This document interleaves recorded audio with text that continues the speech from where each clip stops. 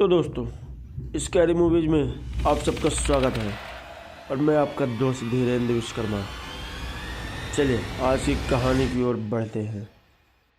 तो हेलो दोस्तों, ये कहानी उस समय की है जब मैं अपने शहर से अपने गांव के लिए ट्रेन के रास्ते से जाने वाला था।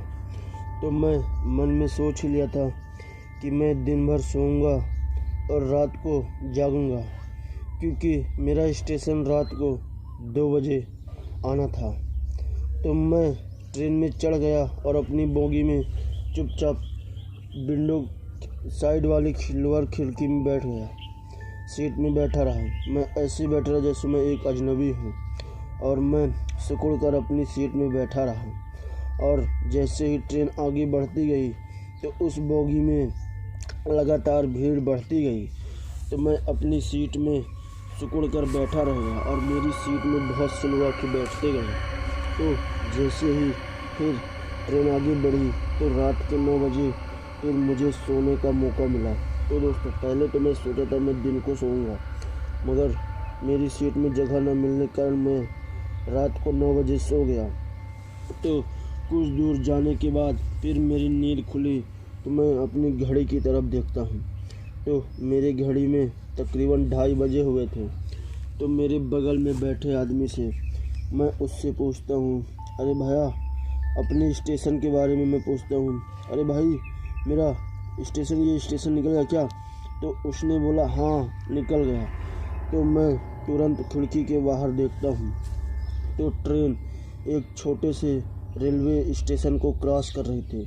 तो मैं तुरंत वहाँ चैन खींच लिया और ट्रेन जैसे ही रुकी तो मैं झटपट से उतर गया और ट्रेन काफ़ी देर रुकने के बाद फिर ट्रेन चली गई।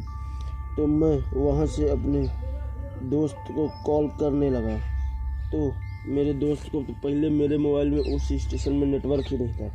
तो मैं इधर उधर मोबाइल घुमाने के बाद मैं काफ़ी प्रयास किया तो फिर मेरे मोबाइल में नेटवर्क नहीं आया। तो कुछ दूर बाद मैं जंगली खेत वो दिख रहे थे उस स्टेशन से।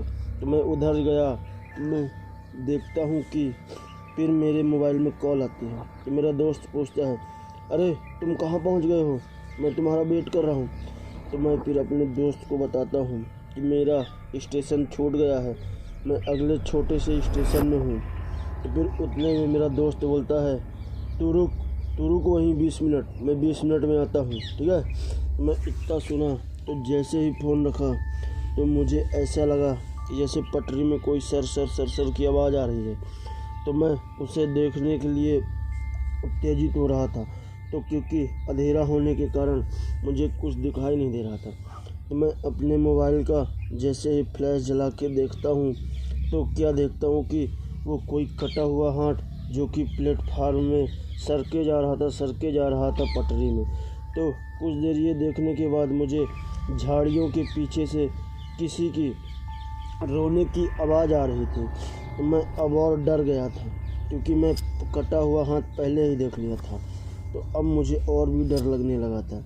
तो मैं वहाँ दीवार के किनारे जाके सट के मैं वहीं बैठ गया, डरा सा दुबक गया। कुछ देर बाद मुझे बहुत सी सटपट बहुत ज़ोरों से आवाज़ आ रही थी, क्योंकि मुझे ऐसे लग रहा था कि अब इसमें बहुत सारे हाथ सरक रहे हैं और उनमें से एक हाथ तो प्लेटफार्म भी चढ़ने का प्रयास कर रहा है। तो मैं उस हाथ को प्लेटफार्म के ऊपर चढ़ता देख मैं और डर गया था। मैं और वहीं दीवार के किनारे और दुबका जा रहा था, क्योंकि उस स्टेशन में मेरे अलावा और कोई भी नहीं था और जो भी थे तो मेरी विपरीत दिशा में थे, उल्टी साइड में थे। और एक ट्रेन आने उसी वक्त एक ट्रेन आई, उस ट्रेन में चढ़ के वो सब चले गए और वो सब मुझे नज़रअंदाज करते रह गए। तो इतने में मैं दुबका चुपचाप, मेरे मोबाइल का फ्लैश जला, मैं बैठा रह गया वहीं चुपचाप लुका रह गया।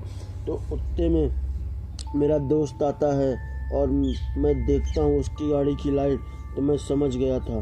तो मेरा दोस्त कहता है, अरे तुम यहाँ कैसे दुबके हो, चलो। तो जैसे ही मैं घर पहुँचा तो फिर मेरे दोस्त ने बताया कि तुम वहाँ दुबके क्यों थे। तो मैंने उससे बोला, अरे वहाँ पे कटे हुए हाथ दिख रहे थे इसलिए मैं दुबका हुआ था। तो फिर मैंने उससे पूछा अरे तुम पहले ये बताओ, तुम मुझे कैसे ढूंढ लिए थे? तो उसने बताया कि मैं पहले स्टेशन के बाहर खड़े होके काफ़ी देर तुम्हें फ़ोन करने की ट्राई की, तो तुम्हारे में फ़ोन लग ही नहीं रहा था। तो फिर मैं अपनी बाइक लेके स्टेशन के अंदर ही चला गया। तो मैं देखता हूँ कि तुम्हारे मोबाइल का फ्लैश जल रहा था।